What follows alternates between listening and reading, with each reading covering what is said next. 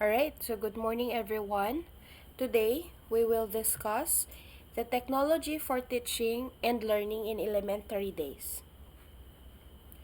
Technology can be a powerful tool for transforming learning. So it can help affirm and advance relationships between educators and students, reinvent our approaches to learning and collaboration. It shrink long-standing equity and accessibility gaps and adapt learning experience to meet the needs of the learners. So what do we mean by this? Especially that we are now facing pandemic for 2 years. Of course, education should not stop. Learning should not stop. So, in able to cope up with the current situation, we are totally, okay, we are totally as a teacher, as part of the learning, the educations, as part of it, of course, we have to reinvent our approaches. What do you mean by this? We are using the technology in order to teach children, to provide learning. Okay? Reapproach. When we talk about reapproach, may konting pagbabago na tipong mas high-tech, of course. And when we talk about the shrink long-standing equity, when we talk about this, shrink means paiksiin yung proseso. For example, for an instance, ang mga bata ay they have to go to the library in order to research something regarding on their assignments. Okay? So ngayon, hindi na mangyayari yun. It's because of the pandemic again. Number 1, yun yung sitwasyon, pandemic. Pangalawa, hindi man makalabas ang mga bata ngayon. Hindi talaga makalabas ang mga bata. So that is why mag-reapproach tayo ng paano ang learning nila, mode of learning nila. And we are coping with the technology. And of course, technology can shrink the long-standing equity, the long process, because it is just one click away, nandyan na yung sagot. It is just one click away, nandyan na kaagad yung images.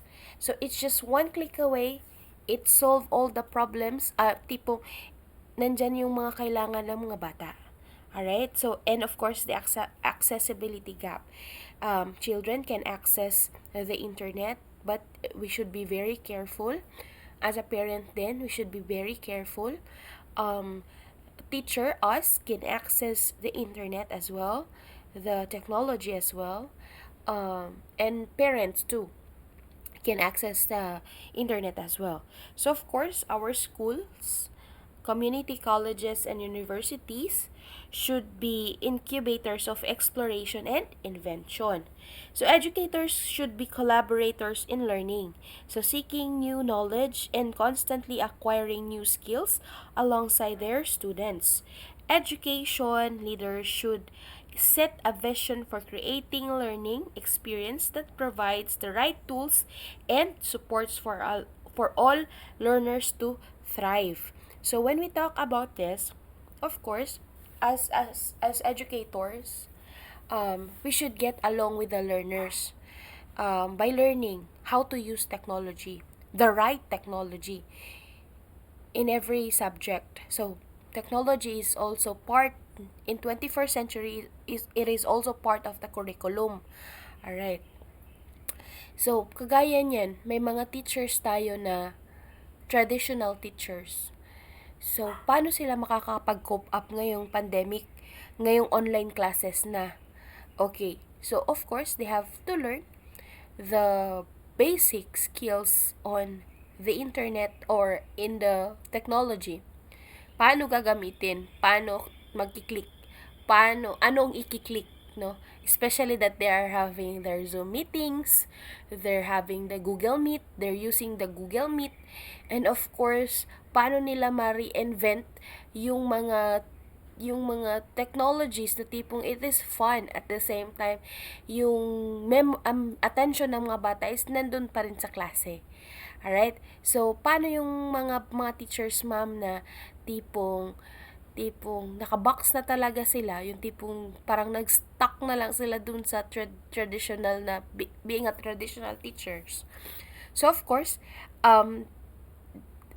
although they nakabox na sila para kasi sa atin of sa akin, they have to comply na tipong whether they like it or not, they have to comply or they have to learn in using technology kasi mabebehind talaga sila.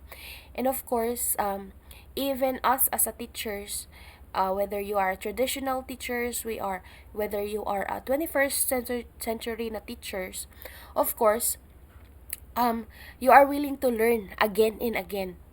Alright? Sabi nga nila, 'di ba? Teachers ay palagi pa rin nag-aaral. Paulit-ulit pa rin pong nag-aaral.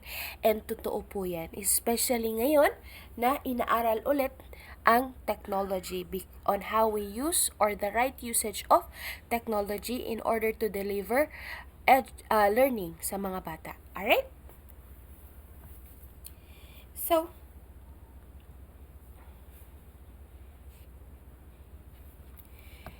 So in 21st century, the role of technology, it is to promote inclusion and development of digital literacy skills. Okay. So it extends learning beyond the text and beyond the classroom walls. Kasi nga 'di ba, hindi naman natin na ginagamit yung classroom as of the moment.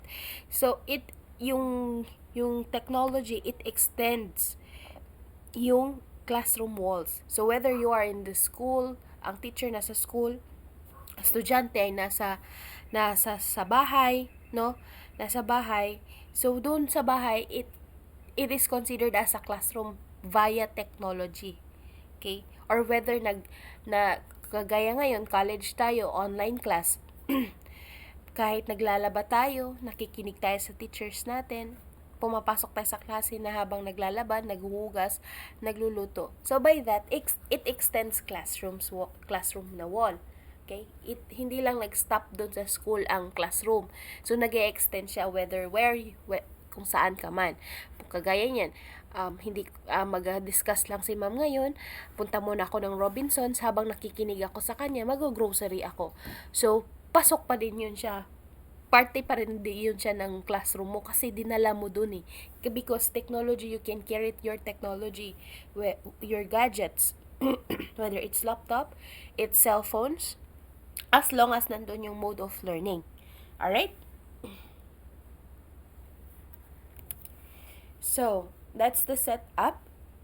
So, elementary schools, education should focus on learning through playing and exploration in order to improve a child's cognitive, emotional, physical, sensory, reflective, communication, and social developments. Traditional classroom methods may not be always provide children with a fun learning environment, but nowadays, technology helps educators engage students with many fun learning approaches. So while introducing technology into learning early childhood education, educator and parents should take proper care to avail many positive benefits of it. So, regarding on this one, research shows that there are numerous advantages of introducing technology into the elementary classroom. Let's learn how students' learning has been enhanced with 21st century technology. So especially nowadays that we are facing ng pandemic, ang mga bata ay engaged talaga or nahuhook talaga sa gadgets. Okay, let's scratch yung sa classroom na learning. Doon na lang tayo sa YouTube sa mga bata. 'Di ba mga bata ngayon, grabe ka gagaling mag-English. Ang gagaling din magasalita ng may mga accent pa sila, may mga British accent, may mga iba't ibang accent. By YouTube, they are learning. But always, proper care, as you can still see, parents should take proper care to avail many positive benefits of the technology. So, of course, we have to be very aware on what our children or child play or tipong pinapanood, watch the video. Okay? We should be very careful of it. So, ang mga teachers naman, also, take, tipong kailangan din natin gamitin sa tama. Okay? Sa tama ang paggamit at pagpakita ng others videos sa mga bata. Okay? So, sabi ko nga nung mga nakaraan, we have to review ano yung mga ipapanood natin sa mga bata. We have to review first kung tama ba yung content, kung tama ba yung wordings na ginagamit, at kung tama ba yung, o kung aligned ba siya sa lesson. Okay? So, we will discuss first the traditional technology before we go. Kasi hindi pangit naman kung mag-jump up talaga tayo kaagad kay modern, 'di ba? So balikan natin ang traditional technology ng education. Okay. So let's discuss and use the technologies. So the first one is the chalkboard, the dry erase board, and the whiteboard. So the advantages of this, inexpensive. So mura lang. It easy to use because sulat-sulat lang, sulat, bura, sulat, bura. And it is widely available. It can be available in all the provinces. It is available sa mga stores. May mga maliliit kasi tayong mga chalkboard, no? Oo. And then may mga maliliit din tayo na whiteboard. So it is available. Okay? It is always available. But the disadvantage of this is the chalk dust. So, chalk dust, of course, lalo na sa mga batang may hika or lalo na sa mga teachers din na may hika, delikado din po ito. And it may cause pimples din sa mga allergy sa mga skin, especially that we are talking chalk dust. Number 1 din po ako doon. So, sabi ko nga, patay. Pag ako magiging teacher, tapos naka-blackboard pa kami, nag-chalk dust, ang chalk dust nito, good luck talaga sa pimples ko at saka sa, dapat may ready akong cetirizine. Kasi allergy talaga ako sa mga dust na maliliit talaga. Ay, syempre dust nga, maliliit nga, 'di ba? Medyo allergy ako doon. Ang anak ko din may hika. Sabi ko, paano kaya to? So, of course, thanks to technology, we will avoid using chalk na. Siguro may mga instances na hindi ko maiiwasan si chalk, but let's see. Alright? So, may also another advantages, may require practice and preparation work to use effectively. Okay, maraming mga kagaya niyan, yung whiteboard and some chalkboard. Wala naman yung underline, 'di ba, na mag-straight yung ano mo, yung sulat mo doon. So of course, you have to practice din. You have to practice your writing. Kasi as a teacher, dapat paganda din namang magsulat tayo.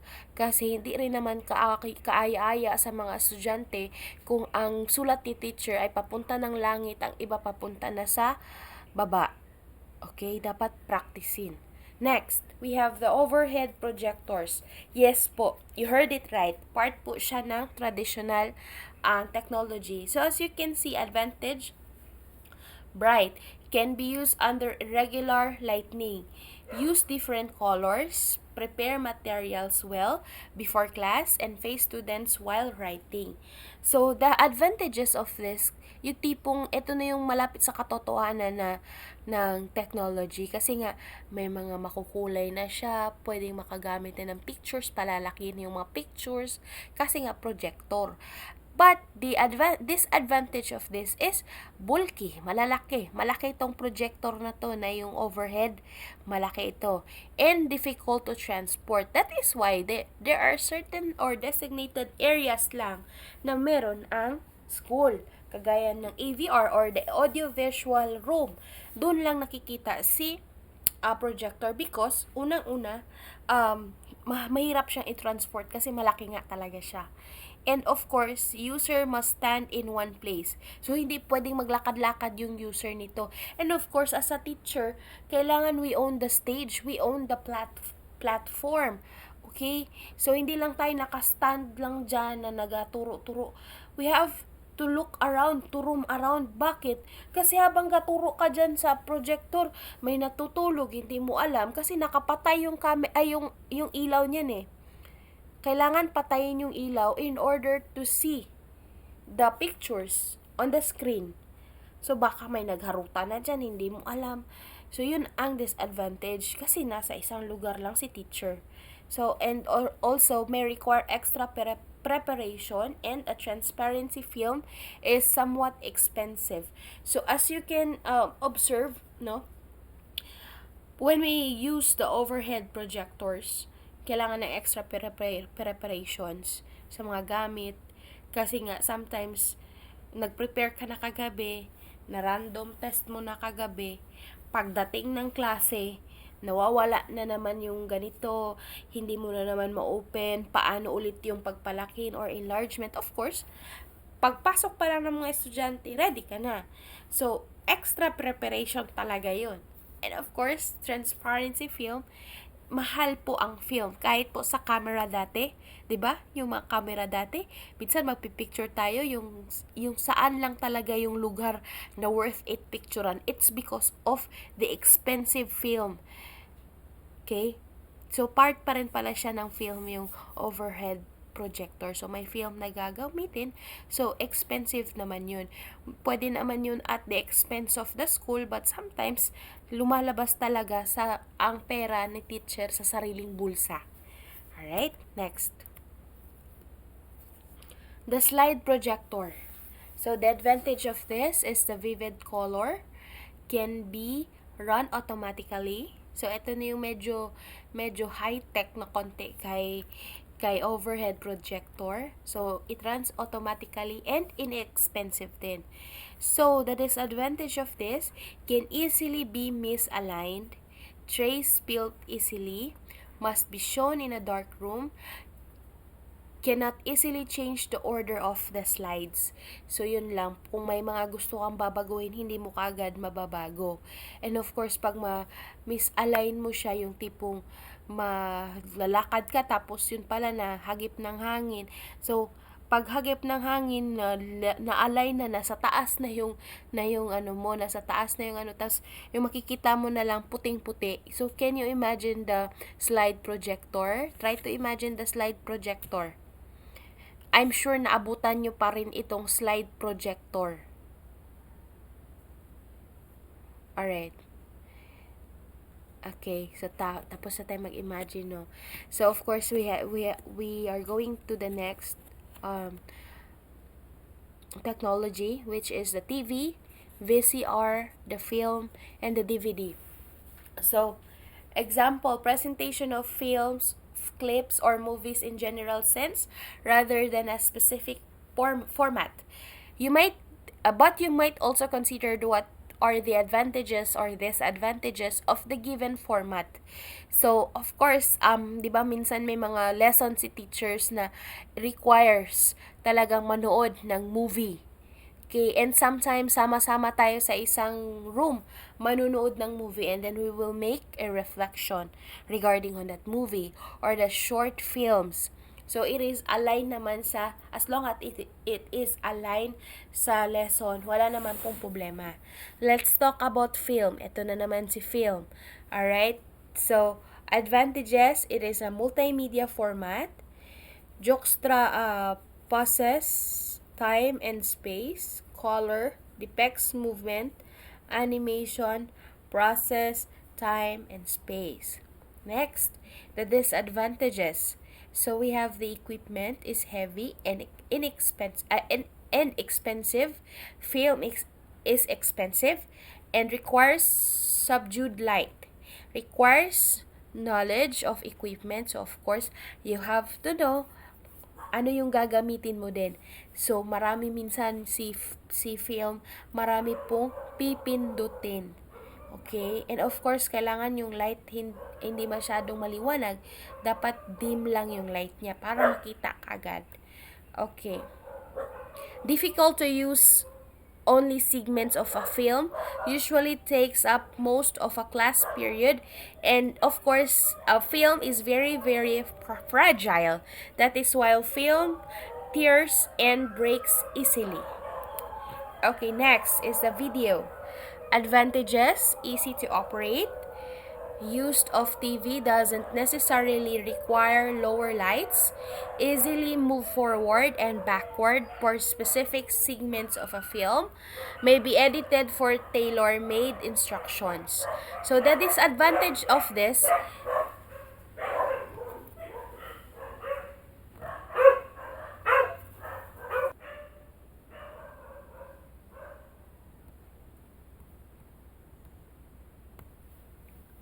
alright, so um, regarding on the video, we do not have to use any films, okay?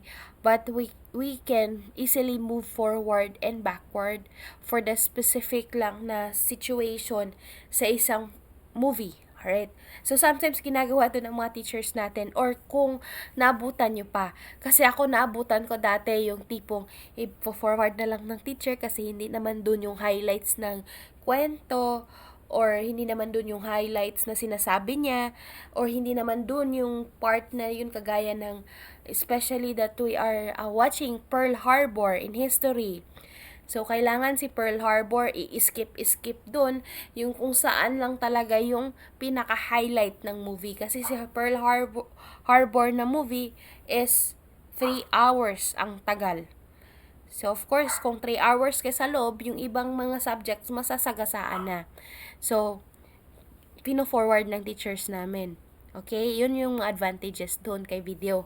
Now, si disadvantages naman, ang equipment requires some knowledge to use. Large-scale videos projection, not widely available, so TVs may be suitable for smaller audiences. So, mga maliliit ang TV, so hindi siya medyo okay para doon. Wait lang guys.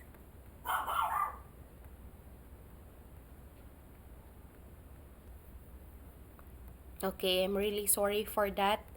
ASO problems. Okay. So, next, we'll go to DVD. Advantage, highest quality video and sound. Easy to jump to different segments.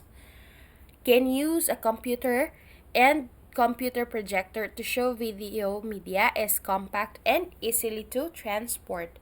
So, maliit lang tong DVD.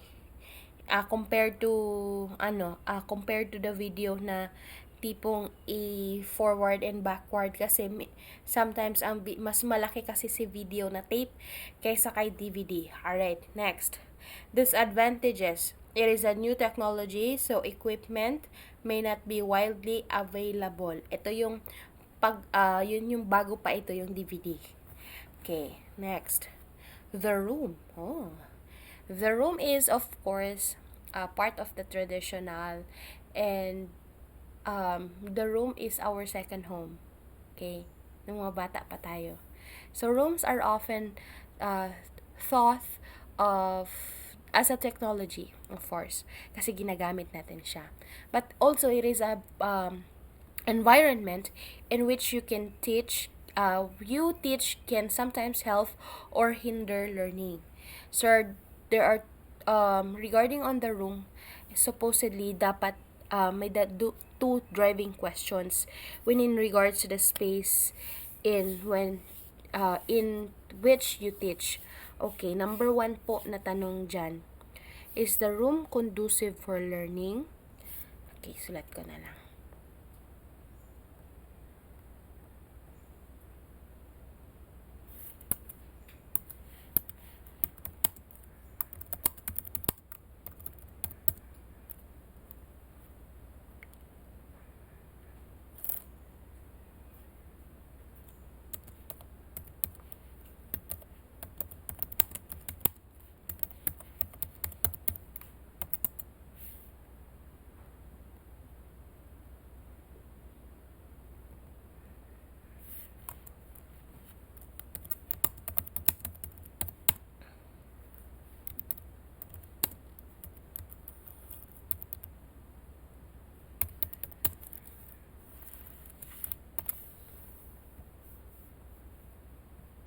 Okay, there are 2 questions in regards sa room. Bakit po? for the first question, is the room conducive for learning? Of course, as educators, we have to make sure conducive. When we talk about conducive, it is tipong possible, okay? Possible, tipong conducive ba siya yung tipong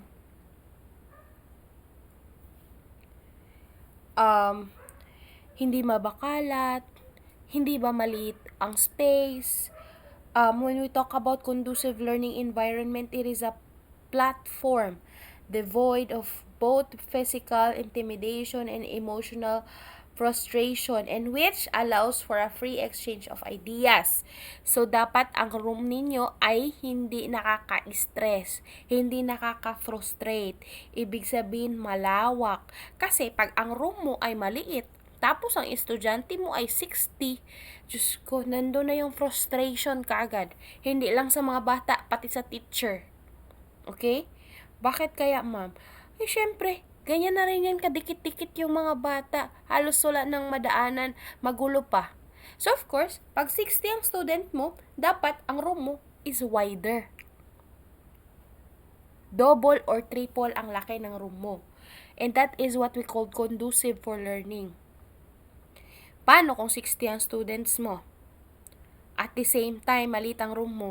Sa tingin mo, ang 60 na yun matututo? No. Baka isa lang hanggang 10 lang ang matututo dyan. The rest, wala na. Distracted sila. Pati ikaw, distracted. Okay, another, conducive for learning. Mabango ba ang room mo? Okay, it may cause frustrations too. It may cause stress too. Okay, bakit kaya, ma'am? Of course, sino bang gusto mag-aral lang mabaho ang paligid?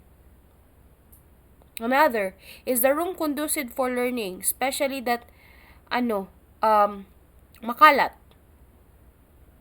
So, tools na ba ang isang classroom? Pag makalat siya, malamang hindi. It may cause frustrations too and stressed. Sino bang gusto mag-aral? Sino din bang gusto magturo ng makalat ang classroom? So, wala ang learning doon kasi wala ang focus doon. Okay? Of course, the classroom itself is hindi pa lang nagtuturo ang teacher, may mga learning na nandoon na available. Malinis, mabango, malaki, and of course, may mga materials na pwedeng gamitin. Alright? So, next, is the room well lighted or lighted? So, of course, we have to make sure that our rooms is maganda ang ilaw. O tipong kung hindi man ang ilaw, yung tama ng sun. Kung walang tatamaan yung sun sa atin, di malamang madilim. Of course, you have to provide yung lights na tipong nakakaano talaga. Kasi kung hindi well lighted ang classroom, kahit gaano pa yung kalinis, gaano pa yung kaganda, gaano pa yan ka ma-arrange ang classroom, pag madilim, wala. Hindi mo rin alam kung anong ginagawa ng mga estudyante mo. Of course, hindi rin naman tama na magsulat ang mga estudyante sa madilim na part ng classroom. So, make sure that your room is conducive for learning and at the same time, your room is well lighted. Okay? So, next, the last one, your voice and your body.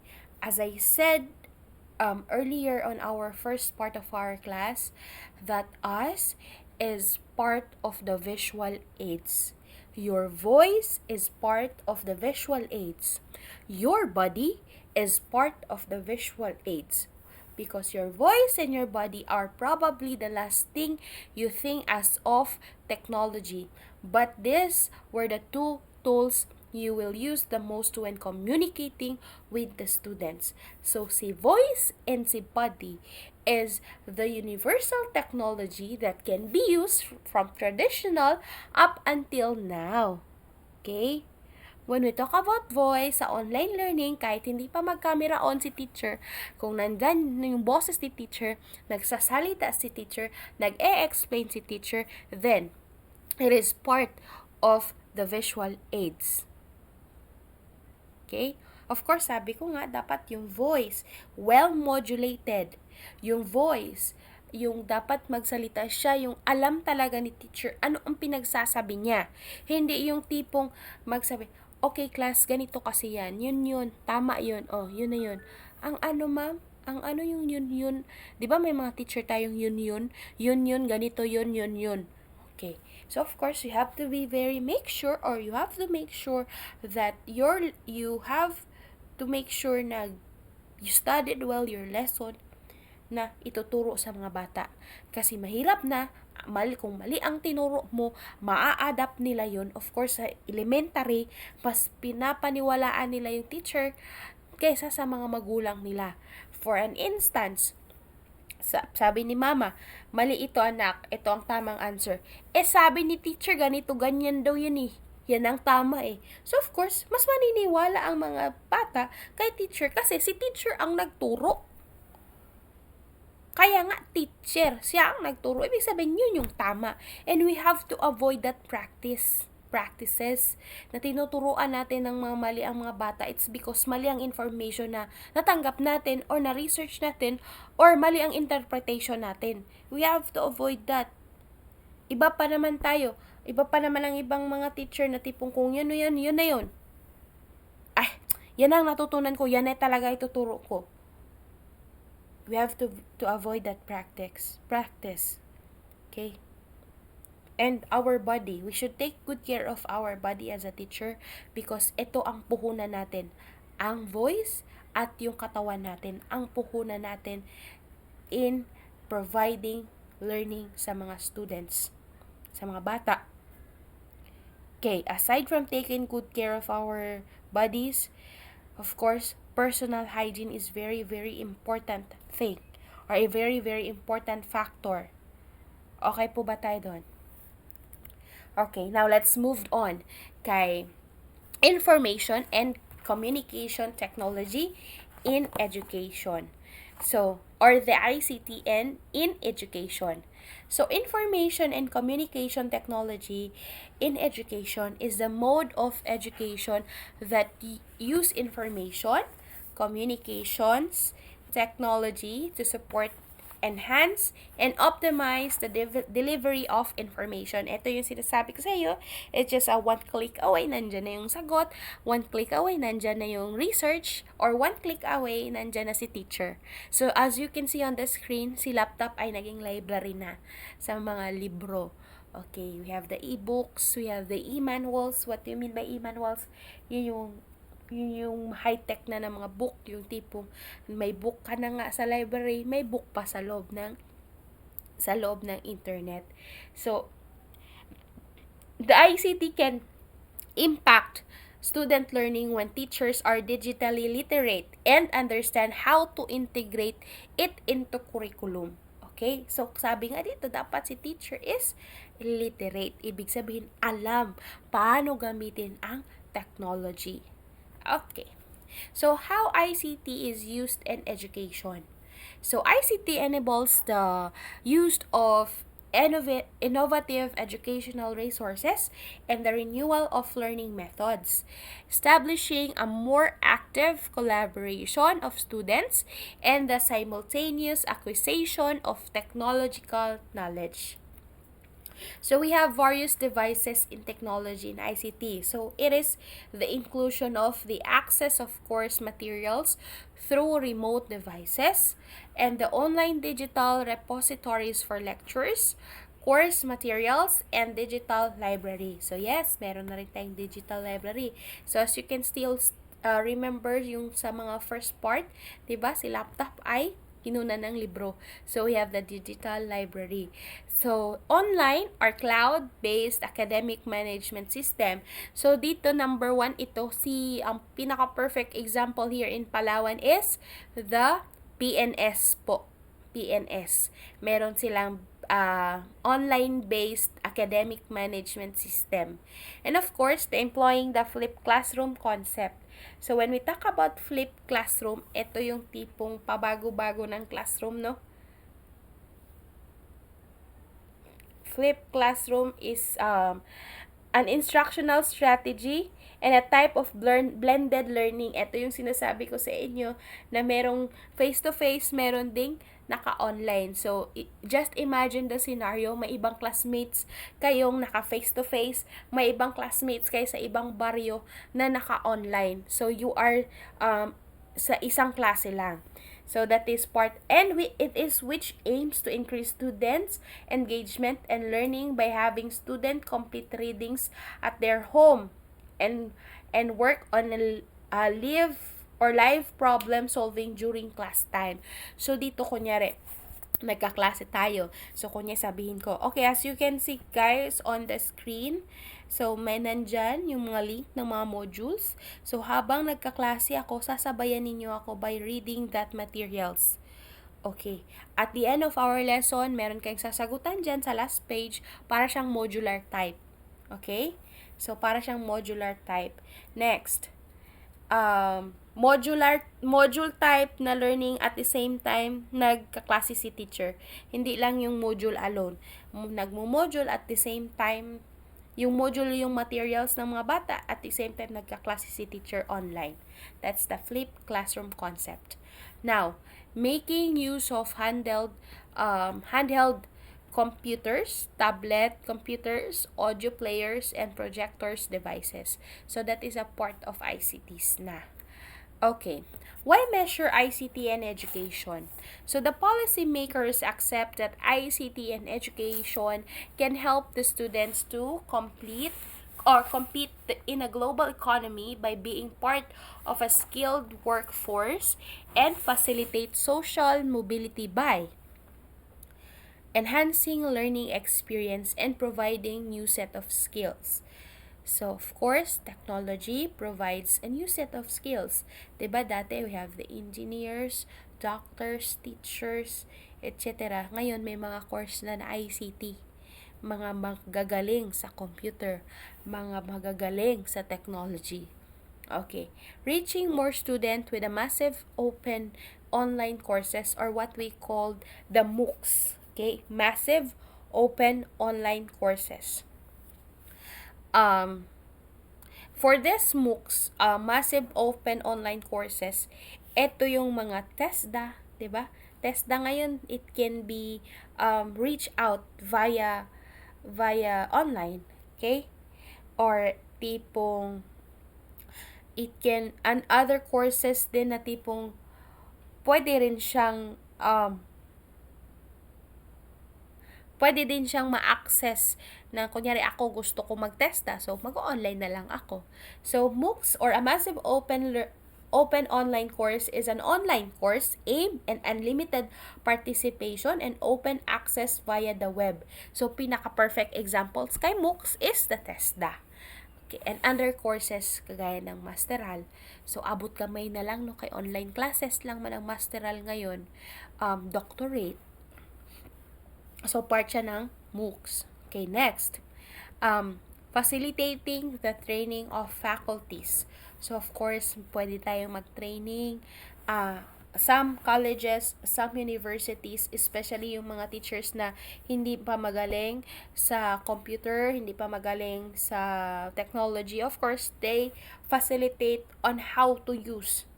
Okay, may mga trainings dyan on how to use this current device, the cell phone, the Zoom.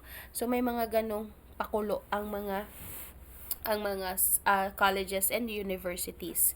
So, minimizing costs and saving time associated with information delivery and automating regular day-to-day task.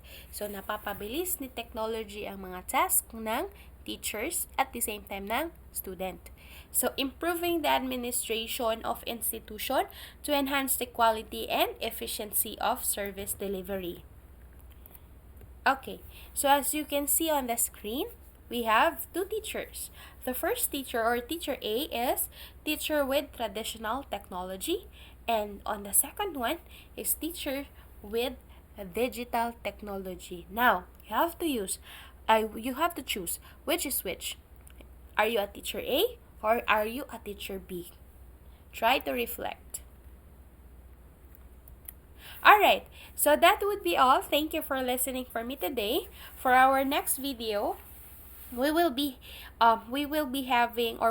discussing the ICT competency standards, or the CHED or UNESCO, as provided in 2017. This is a policy, standards, and guidelines for pre-service teacher in education.